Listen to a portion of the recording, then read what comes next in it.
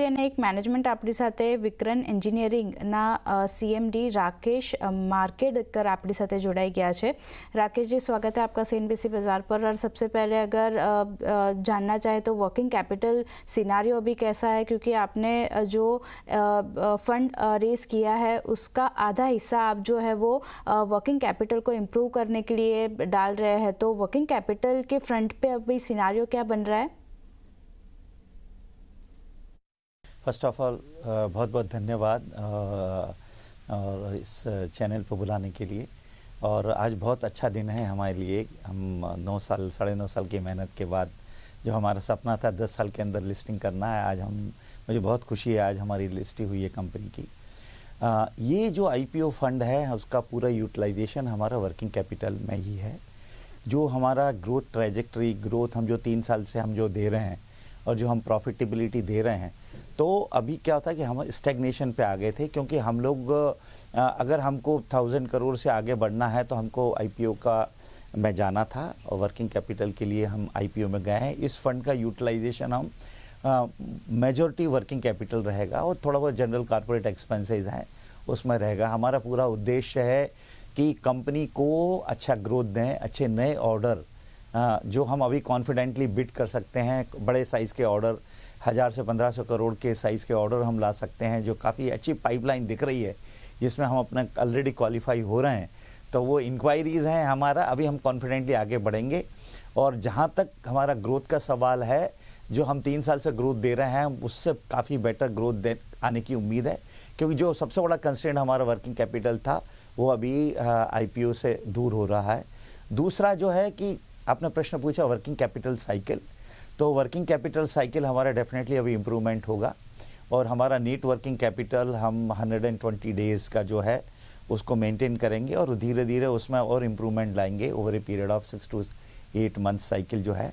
और but we are very अभी बहुत हम कॉन्फिडेंट हैं हम आगे, क्योंकि हमारे पास फंडामेंटली पूरा स्ट्रॉन्ग टेक्निकल क्रेडेंशियल है, फाइनेंशियल क्रेडेंशियल है, अब फंड भी आ गया है, हमारी टीम साइज़ बहुत अच्छा है। हम लोगों का 22 स्टेट्स में 3 सेगमेंट्स में है। बहुत अच्छे प्रोजेक्ट चूज़ करके हम आगे बढ़ते हैं, जो हमारा फाइनेंशियल डिसिप्लिन बना के रखा है और जो हमारी एग्जीक्यूशन स्ट्रेंथ है उसको प्रॉपर यूटिलाइज करने का समय अभी आया है। तो मैं बहुत आश्वस्त हूँ आगे की प्रोग्रेस को लेके। जी सर, मैं आपसे एक चीज़ पूछना चाहूँगा कि आपने कहा आगे के ग्रोथ के लिए आप बहुत ही आश्वस्त है, लेकिन सर मार्जिन ट्रेजेक्टरी हमें आगे जाके क्या देखने को मिल सकती है? क्या आपको आप एक टारगेटेड रेंज लेके चल रहे हैं जिसमें आप एक तरीके से कंफर्टेबल रहेंगे?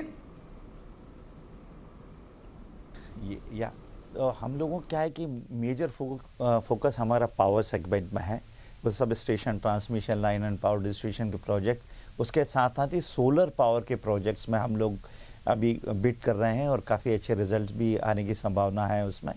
तो रही बात तो मार्जिन की, आपने देखा होगा पिछले 3 साल में हमारा हर साल EBITDA मार्जिन बढ़ता जा रहा है। पिछले साल हमने 17.5% दिया था, हम उससे बहुत आश्वस्त हैं। और हम अभी चूँकि हमारे पास वर्किंग कैपिटल रहेगा, ऑर्डर बुक पाइपलाइन में बहुत अच्छी लग रही है और गवर्नमेंट का बिजनेस आउटलुक भी बहुत स्ट्रांग है पावर में, तो हम लोग पूरा इसी डायरेक्शन में जाके हम लोग अपनी प्रॉफिटेबिलिटी ग्रोथ को कम से कम मेंटेन तो रखेंगे ही रखेंगे, लेकिन मुझे उम्मीद है कि और भी बेटर कर सकते हैं।